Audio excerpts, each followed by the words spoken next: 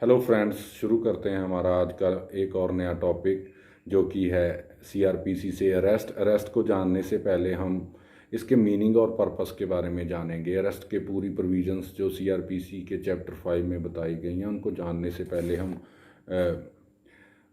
Arrest का थोड़ा meaning और इसका पर्पस जानेंगे।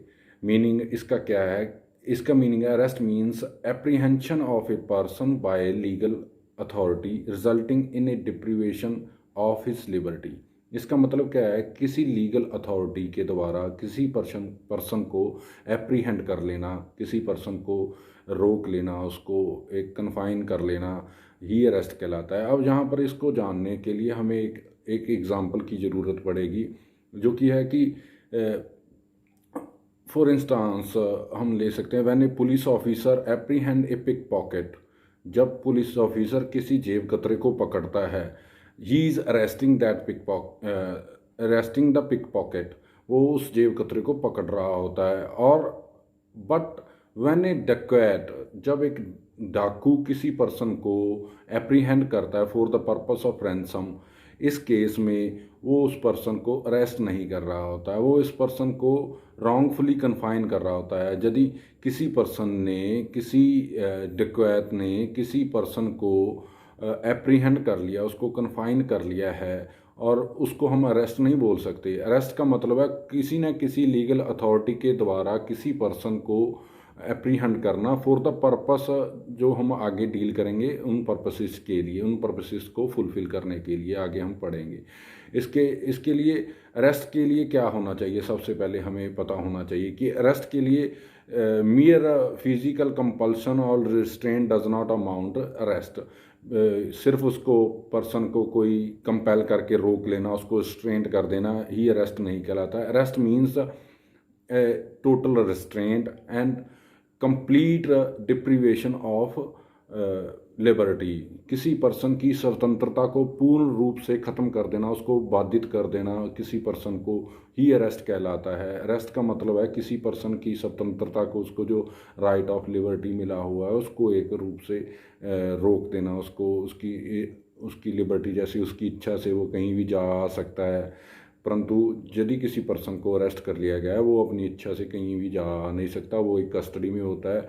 और कस्टडी जहाँ तो वो पुलिस कस्टडी होगी, जहाँ फिर वो जुडिशियल कस्टडी होगी, वो उसको हम आगे जब इन्वेस्टिगेशन और जुडिशियल रिमांड और पुलिस रिमांड के बारे में डिस्कस करेंगे, तब पढ़ेंगे आगे की हम वीडियो में।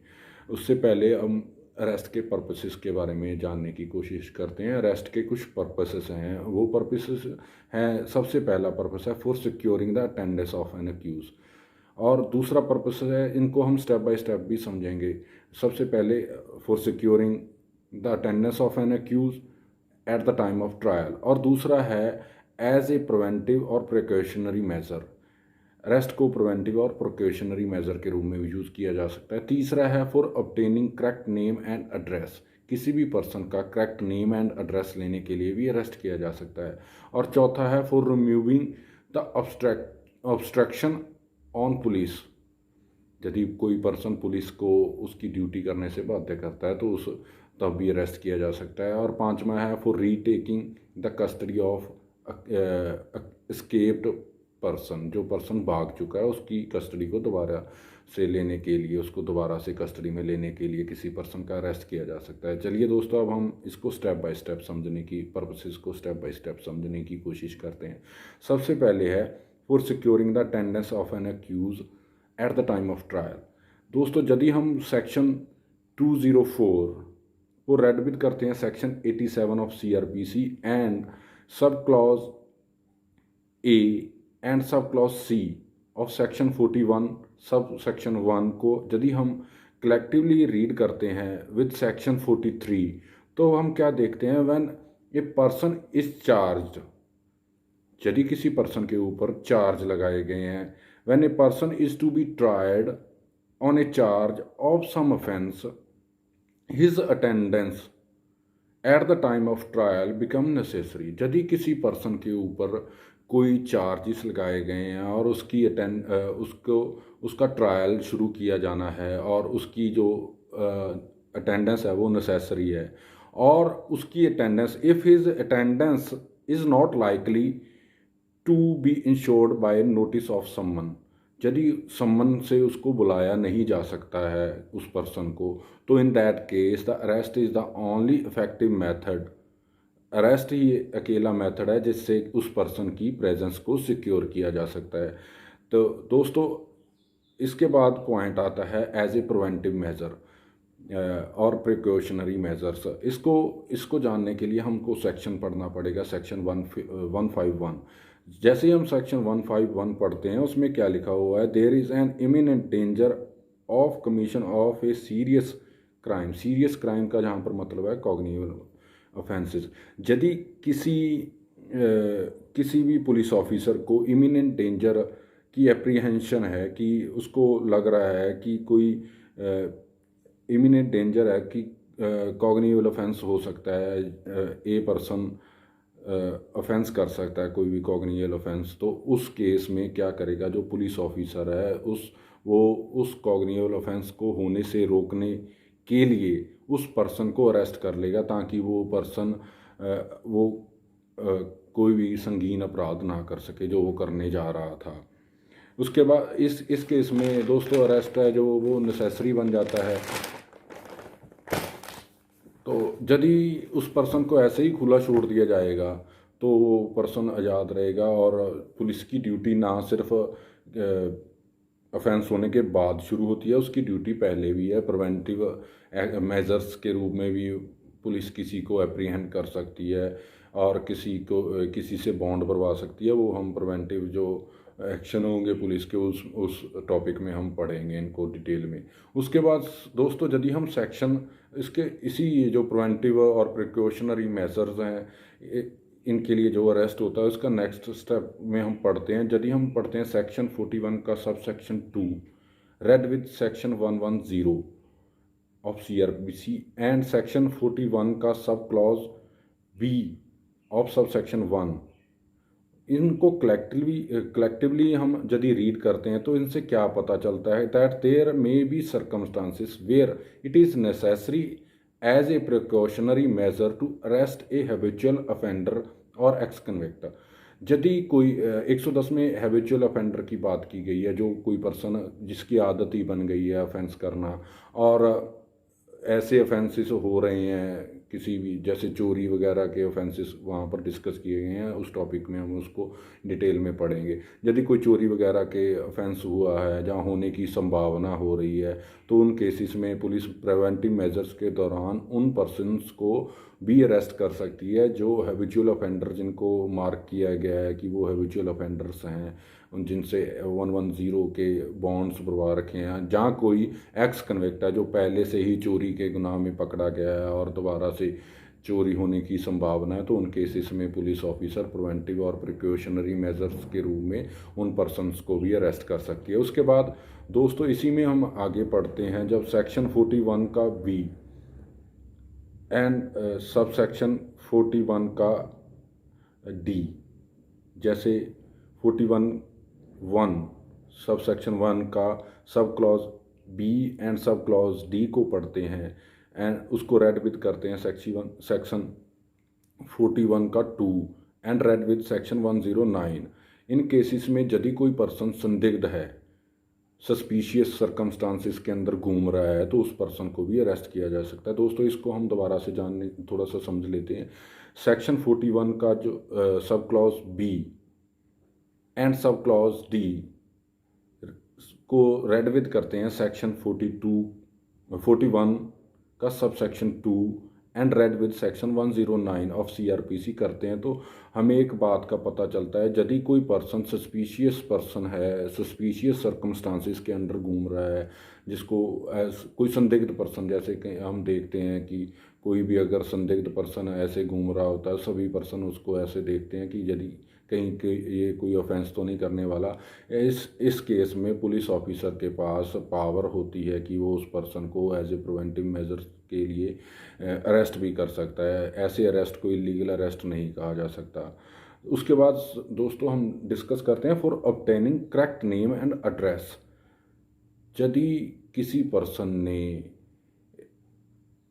अपना नाम और पता सही नहीं बताया या गलत बताया। जैसे ही हम सेक्शन 42 पढ़ते हैं सीआरपीसी का, उसमें लिखा है यदि कोई पर्सन ने नॉन कॉग्निजेबल ऑफेंस किया है और पुलिस ऑफिसर के द्वारा उसका नाम और पता पूछने पर वो जहाँ तो नाम और पता बताने से मना कर देता है और जहाँ वो नाम और पता गलत बताता है, इन केसेस में पुलिस ऑफिसर को ऐसा बिलीव होता है कि ये पर्सन मेरे को मिसगाइड कर रहा है, तो उन केसेस में पुलिस ऑफिसर के पास पावर है कि वो उस पर्सन को अरेस्ट भी कर सकता है विदाउट वारंट।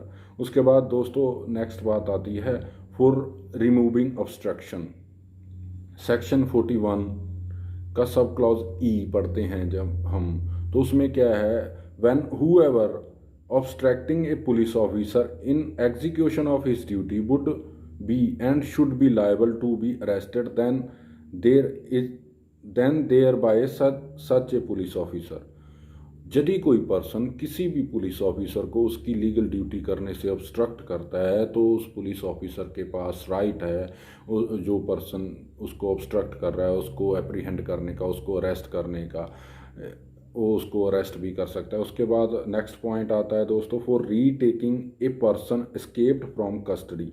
यदि कोई पर्सन कस्टडी से भाग गया है, उस पर्सन को दोबारा से कस्टडी में लाने के लिए भी उस पर्सन का अरेस्ट किया जा सकता है।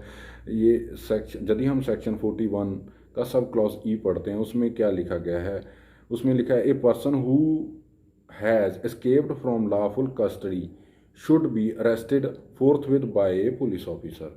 यदि कोई पर्सन जो पहले से अरेस्ट किया जा चुका था और वो भाग गया है, जहाँ कोई पर्सन कन्विक्ट था और उसकी अभी कन्विक्शन इन फोर्स थी, अभी उसकी सज़ा पूरी नहीं हुई थी, वो भाग गया है, तो इन केसेस में पुलिस ऑफिसर के पास पावर होती है कि वो उस पर्सन को दोबारा से अरेस्ट कर सकता है। उसके बाद दोस्तों हम इसमें पढ़ते हैं कि यदि कोई पर्सन प्रोक्लेम्ड ऑफेंडर है, उसको स्टेट गवर्नमेंट या सेंट्रल गवर्नमेंट या इस कोड के द्वारा उसको प्रोक्लेम्ड ऑफेंडर बनाया गया है, तो उस पर्सन को भी अरेस्ट किया जा सकता है।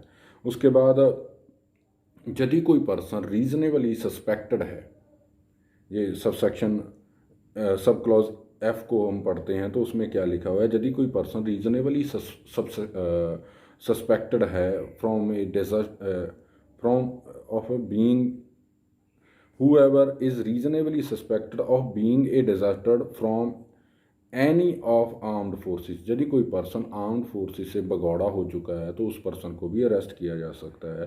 इन केसेस में पुलिस ऑफिसर के पास किसी भी पर्सन को अरेस्ट करने की पावर्स होती हैं।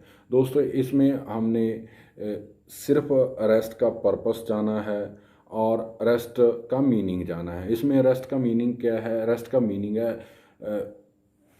का मीनिंग है किसी पर्सन को एप्रीहेंड कर लेना और उसको उसकी लिबर्टी से टोटल डिप्राइव कर देना ही अरेस्ट है। यदि हम इसको एक लाइन में समझने की कोशिश करें, इसका meaning arrest means apprehension of a person by legal authority resulting in deprivation of his liberty. किसी भी पर्सन को उसको पकड़ लेना, उसको कन्फाइन कर लेना बाय लीगल अथॉरिटी। अब बात उठती है हु कैन अरेस्ट, कौन अरेस्ट कर सकता है। Any person can arrest. इसमें प्राइवेट पर्सन भी अरेस्ट कर सकता है, पुलिस ऑफिसर भी अरेस्ट कर सकता है, मैजिस्ट्रेट भी अरेस्ट कर सकता है। प्राइवेट और कब पुलिस ऑफिसर अरेस्ट करेगा, कब प्राइवेट पर्सन अरेस्ट करेगा, कब मैजिस्ट्रेट अरेस्ट कर सकता है, इन सभी के बारे में हम नेक्स्ट वीडियो में चर्चा करेंगे। स्टेप बाय स्टेप इनको समझने की कोशिश करेंगे। हु कैन मेक अरेस्ट, ये टॉपिक का नाम, हम इस टॉपिक का नाम ऐसे बनाकर चलेंगे, हु कैन मेक अरेस्ट, भी कौन आदमी है जो अरेस्ट कर सकता है, और the decision of arrest. Arrest को ऐसे नहीं है किसी के बारे में भी इंफॉर्मेशन आई और उसी को जड़ से अरेस्ट कर लेना। अरेस्ट किसी भी पर्सन की लिबर्टी में एक इन्फ्रिंजमेंट होती है, तो अरेस्ट करने से पहले कई तरीके की गाइडलाइंस सुप्रीम कोर्ट ने वेरियस केसेस जैसे जोगिंदर कुमार और DK बासु के केसेस में बताई हैं। उन केसेस को हम डिटेल में डिस्कस करेंगे, और CRPC में जो इन केसेस के बाद अमेंडमेंट्स हुई हैं उनको भी हम डिटेल में डिस्कस करेंगे। किसी पर्सन का अरेस्टी के राइट्स क्या हैं, और पुलिस ऑफिशियल्स की ड्यूटी क्या है, इन सभी के बारे में हम पूरी डिटेल में नेक्स्ट वीडियो में चर्चा करेंगे। इसी के साथ दोस्तों आज का जो टॉपिक था meaning of arrest and purpose of arrest complete होता है। यदि कोई आप सजेशंस देना चाहते हैं तो प्लीज़ कमेंट बॉक्स में सजेशंस ज़रूर दें। यदि आपको ये वीडियो अच्छी लगी है तो लाइक और शेयर करें। प्लीज़ हमारे चैनल को सब्सक्राइब करें। हम इस चैनल पर सभी सभी लॉ सब्जेक्ट्स के वीडियो फ्री ऑफ कॉस्ट में सभी लोगों तक पहुंचाने का प्रयास कर रहे हैं। कृपया आप भी हमारी मदद करें। आप सब्सक्राइब करके हमारी मदद कर सकते हैं, कमेंट करके मदद कर सकते हैं, वीडियो को ज़्यादा से ज़्यादा लोगों को शेयर कर के मदद कर सकते हैं। दोस्तों जैसे जैसे आपकी सपोर्ट बढ़ेगी हम अपनी अपनी वीडियो की क्वालिटीज़ और हम आपको नोट्स भी प्रोवाइड कर सकते हैं यहाँ पर डिस्क्रिप्शन वगैरह में। जैसी जैसी आपकी रिक्वायरमेंट होगी वैसे वैसे हम आपके साथ हैं। हम आप जैसे आप बोलोगे कि वीडियो को कंप्लीट इंग्लिश में बनाना है तो हम कंप्लीट इंग्लिश में बना देंगे, हिंदी में बनाना है तो हिंदी में। दोस्तों इसीलिए मैंने शुरू में थोड़ी हिंदी और इंग्लिश थोड़ा मिक्स करके बनाने की कोशिश की है ताकि ज़्यादा से ज़्यादा बच्चों के पास ये वीडियो पहुंच सके। और जो आज के टाइम में जो इंस्टीट्यूट्स वगैरह ने लूट मचाई हुई है उनसे बचाने के लिए, जो बच्चे फ़ीस नहीं दे पा रहे हैं और उनकी डेडिकेशन है आगे पढ़ने की, उन बच्चों की हेल्प हो सके, इसी कारण से हमारा ये चैनल बनाया है। और कृपया आप हमारी मदद करें और इस चैनल को सब्सक्राइब करें, ज़्यादा से ज़्यादा लोगों तक इस चैनल को पहुंचाएं। दोस्तों ये हमारी कमिटमेंट है। हम किसी भी वीडियो का चार्जेस नहीं रखेंगे, किसी भी सब्जेक्ट का चार्ज नहीं रखेंगे। सभी सब्जेक्ट्स की वीडियोस पूरे के पूरे सब्जेक्ट्स की फ्री ऑफ कॉस्ट आपको इसी चैनल पर उपलब्ध होगी। Thank you.